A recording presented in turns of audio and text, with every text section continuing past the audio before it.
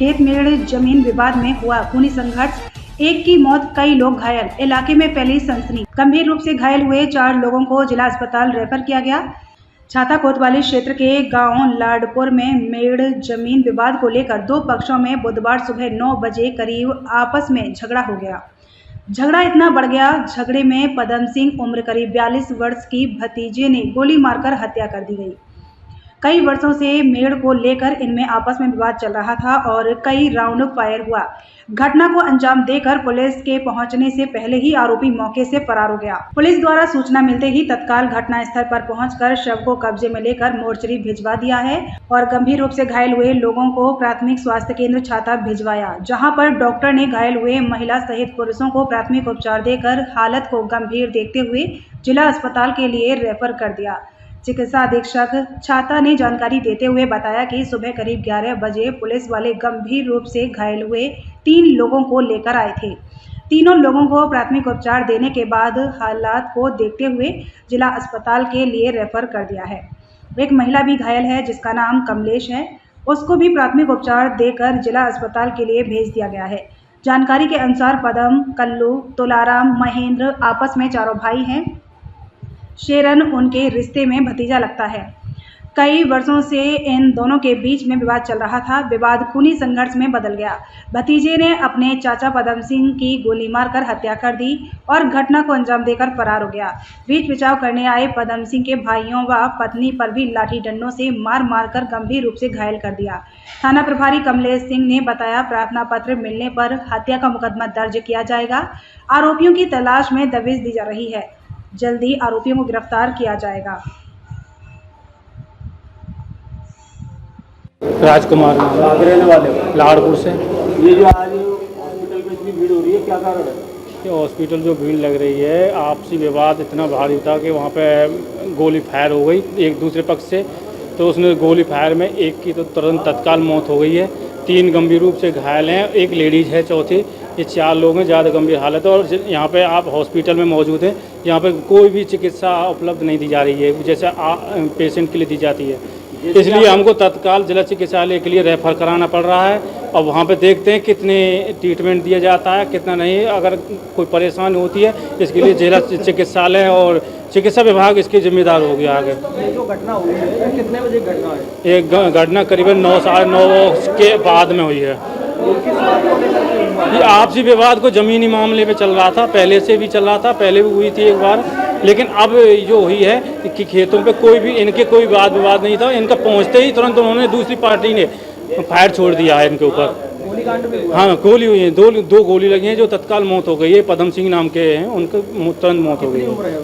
उनकी करीब 42 साल की उम्र है। और घायल जो हुए उनके क्या क्या नाम है? उनके नाम है, सबसे बड़े महेंद्र सिंह है, कल्लू, राजाराम और तुलाराम और सब ये कमलेश है। ये 4 लोग हैं। ये घटना को किसने अंजाम दिया? क्या नाम है उसका? उन्हें मान सिंह के पुत्र हैं सभी है, और सभी के नाम 2-2 नाम हैं। उसका क्या क्या नाम बताऊंगा कि ये कह नहीं सकता हूँ अभी। गांव के रहने वाले? गांव के रहने वाले, परिवार के ही हैं। तो सुनने में आ रहा है वहाँ पर एम्बुलेंस की कुछ लापरवाही देखने को मिली है। एम्बुलेंस की 2 घंटे से तो एम्बुलेंस की हम यहाँ हॉस्पिटल पे इंतजार कर रहे हैं कि हॉस्पिटल पे उपलब्ध नहीं हो सकी है। बार 108 112 है और अलग से प्राइवेट नंबर भी वहाँ के लखनऊ तक के भी दिए गए हैं जिन पे कॉल किए, लेकिन अभी तक कोई सुविधा उपलब्ध नहीं हो पा रही है।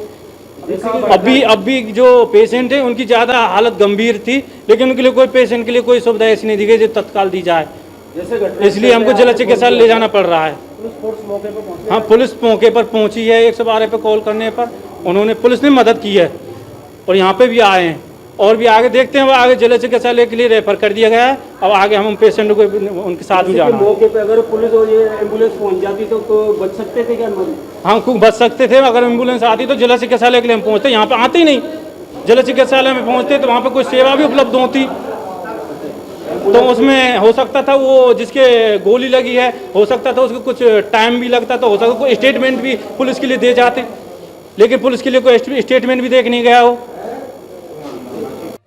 डॉक्टर साहब बताएं, आज ये जो कि यहाँ पे ये घटना हुई है, क्या कहेंगे उसके बारे में?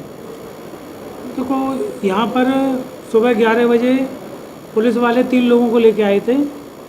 कांस्टेबल था करण सिंह वो इनको लेके आया था इनके परिवार के लोगों के साथ। कोई पुलिस की मुजरिम चिट्ठी नहीं थी, कुछ नहीं थी। उन तीनों को हमने तुरंत की तुरंत फर्स्ट एड दे के और उनके टाँके वगैरह लगा के सारी चीज़ें करके इंजेक्शन वगैरह लगा के जिला अस्पताल के लिए रेफ़र कर दिया है। और उसके बाद जो चौथा आदमी था इनका वो 11:45 पर लाया गया है, उसको भी फर्स्ट एड दे के और जिला अस्पताल के लिए रेफ़र कर दिया गया है। तीसरी जो इनकी महिला थी उस महिला को हमारी डॉक्टर नीतू मिरानी है, उन्होंने उनका मेडिकल करके और उसको भी जिला अस्पताल के लिए रेफ़र किया है। जैसे कि आपके यहाँ पे देखने को मिल रहा है, ये आरोप लगा रहे हैं कि एम्बुलेंस की सुविधा नहीं हो पाती है, क्या कहेंगे इसके बारे में? हाँ, जब ये आए थे तभी की तभी तुरंत की तुरंत 108 पे कॉल कर दी गई थी। 108 ने जो भी इनको एम्बुलेंस असाइन करी है वो आई है। अब अगर मान के चलो एम्बुलेंस कहीं यहाँ की एम्बुलेंस बिजी है, कहीं दूसरी जगह से आती है तो उसमें जो भी थोड़ा बहुत समय लगता है वो लगता है। उसकी ऑनलाइन ट्रैकिंग लखनऊ के द्वारा करी जाती है और उसमें हमारे अस्पताल का कोई वो नहीं है। आपको जो एम्बुलेंस दी जाती है वो लखनऊ से सीधी दी जाती है। ये सुनने में आया है यहाँ पर गोलियाँ चली हैं, गोलियाँ लगी हैं। आपके यहाँ पे कोई गोली लगा पेशेंट आया है? मेरे यहाँ पे कोई भी गोली लगा पेशेंट नहीं आया है, ना ही मेरे कोई संज्ञान में अधिकारी ग्रुप पे है। हॉस्पिटल पर जो आए हैं उनकी हालत कैसी है डॉक्टर साहब? हाँ, अस्पताल में जो आए हैं उनके 2 के सर में चोट थी और जो अभी तीसरा अभी लेके आए हैं उसके भी सर में चोट है। उसकी ये पट्टी वगैरह सब बाहर से पहले ही करा के लाए हैं, कहीं और से इलाज दिला के लेके आए हैं। आपसे ज़्यादा